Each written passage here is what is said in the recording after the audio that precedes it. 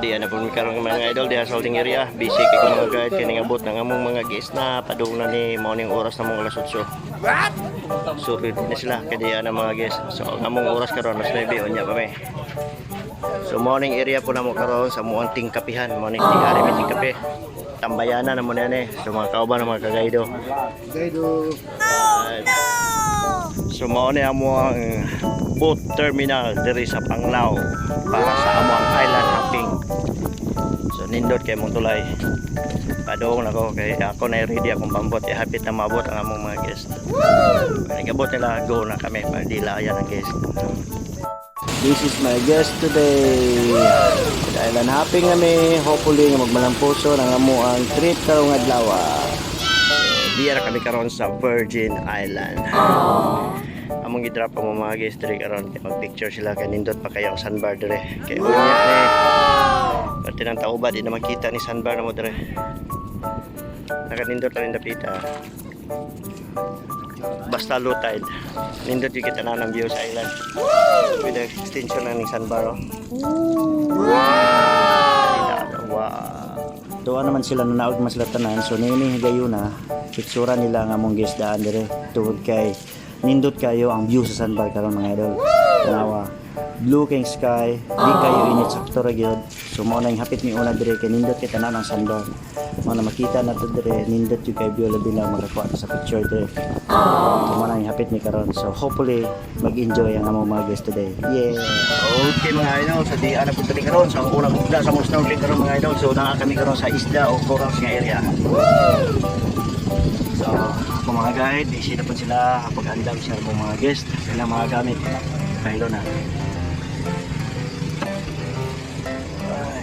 Alright, hello ma'am, sir, just enjoy today, enjoy your snorkeling.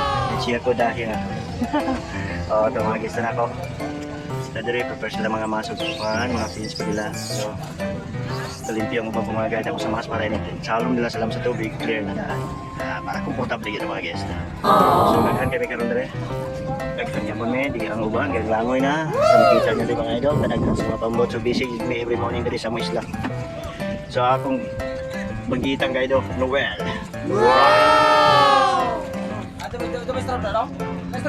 So ang akong guide dire gitudluan ko ni akong guest kung saan nila paggamit silang mask kay nindot lang mas pang free dive nila nga mask. So kinahanglan gitigam sa complete instruction yun.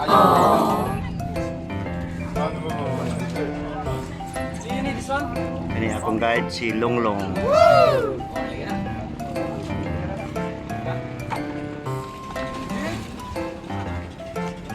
Okay, so nanaog ang uban. Uban pa doon po pa manaog. Hello ma'am, just enjoy your snorkeling. Thank you. You're welcome. Hello. Yeah. Enjoy ha, enjoy.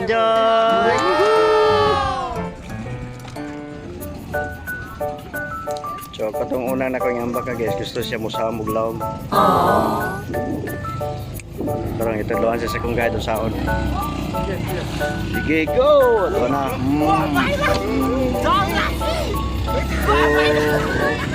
Tuwa na siya. Gamay na yan lang. Okay, so diyan na kami karon sa mong last nga hugnang sa mga snorkeling mo ang pawikan. Kumbate, Kaido Noel. Kumbate Kaido. Kumbate, Kaido Longlong. So mga ko mga Kaido mo. Mga idol, mga mga guest karon. So last hugna na namo sa mga snorkeling karon mga idol. So same as usual. So makita gyapon ninyo dire daghan gyapon kay mga guest ng langoy na. Diyan ni mga pambot ni pagsakyan nila rin. So sa akong palibot daghan ko ni di ara ang uban na nunggo na kaya nahuman na sila ang langoy. So kami padulong pa lang. Alright. Okay, prepare na sila, padulong na sila manaog. Suot sila pins. Kita nyo rin mga idol.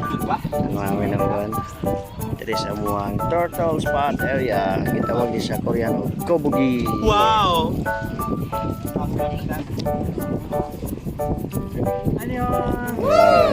My guide, enjoy ha, enjoy this area, Kobugi Point. So, team guide na mo leader si Mark.